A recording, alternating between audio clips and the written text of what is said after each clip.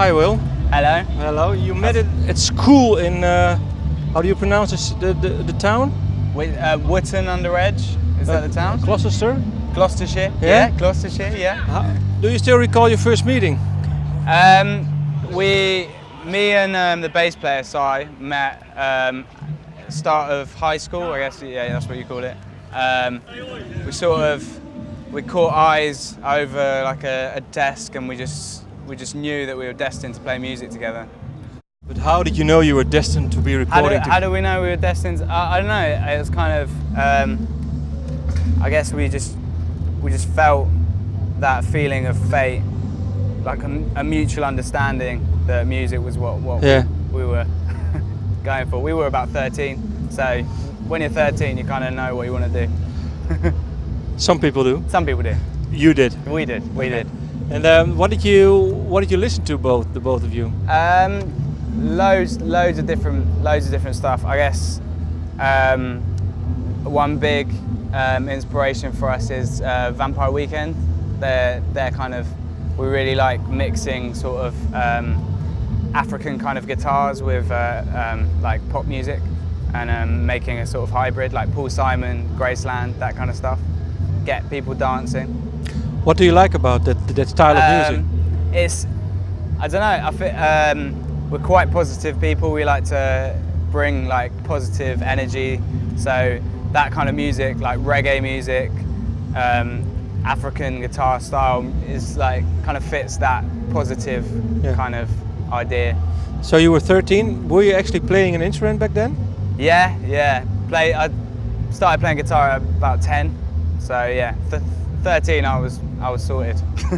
Knew the chords. Okay. Well, then discuss maybe something more earlier then. The first album that you bought, do you know what album? First album that I bought was called Smurfs Go Pop. Do you have the Smurfs? The blue guys.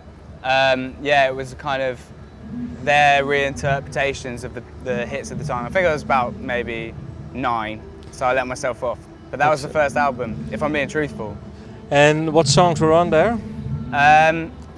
There was do you know the Shaggy song, Mr. Boombastic? There was a Smurf version of that, which was Mr. Smurftastic, which was really good.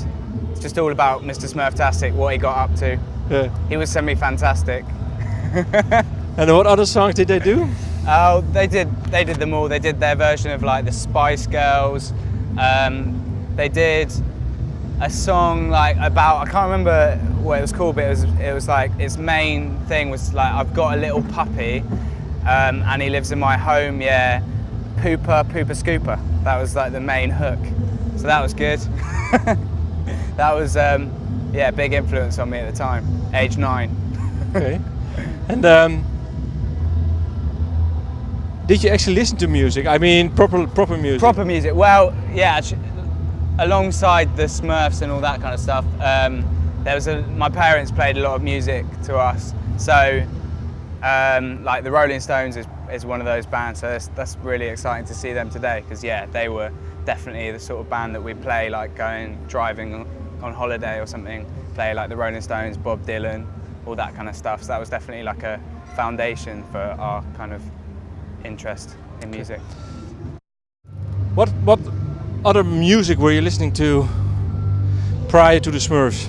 Prior to the Smurfs? Well, yeah, a lot of, like, my parents were really into music, and we'd always have kind of music on, like when we were going on holiday and stuff. And like one of the main bands was like the Rolling Stones, which obviously are playing today at Pinkpop. So it's gonna be really nice to see them actually. And what did you like the Stones? Yeah, I thought it was wicked. I like the idea of Stones rolling as a child, so I got into the vibe. Okay. And well, you said that you actually you met each other at age 13. Yeah.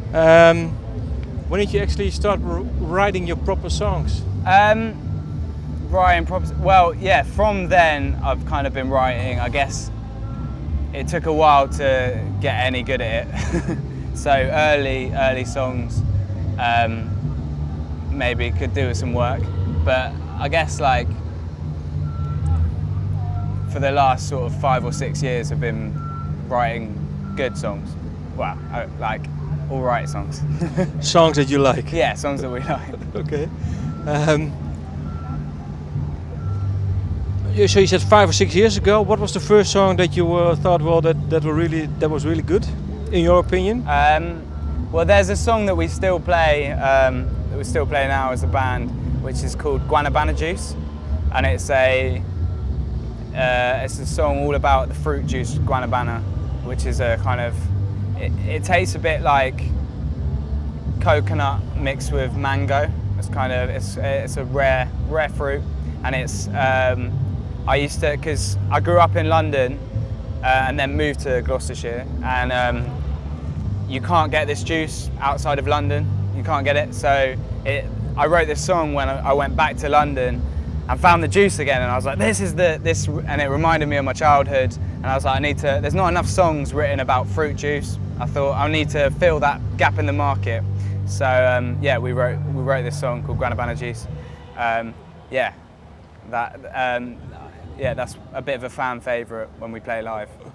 And is it for you, that song, what was good about it, in hindsight?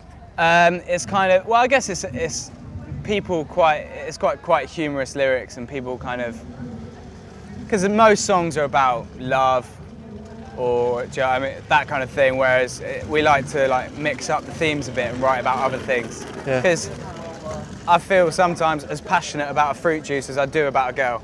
Yeah? So sometimes I need to write about that. Okay. So if you find a girl that actually has the name of a fruit, then you're wow, really... yeah, that's perfect. Okay. Ideal. Oh, that's good.